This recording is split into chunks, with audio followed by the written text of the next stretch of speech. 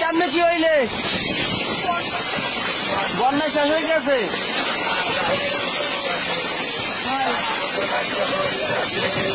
ভাঙ্গে পড়ে গেছে একটা টোটালি হয়েছে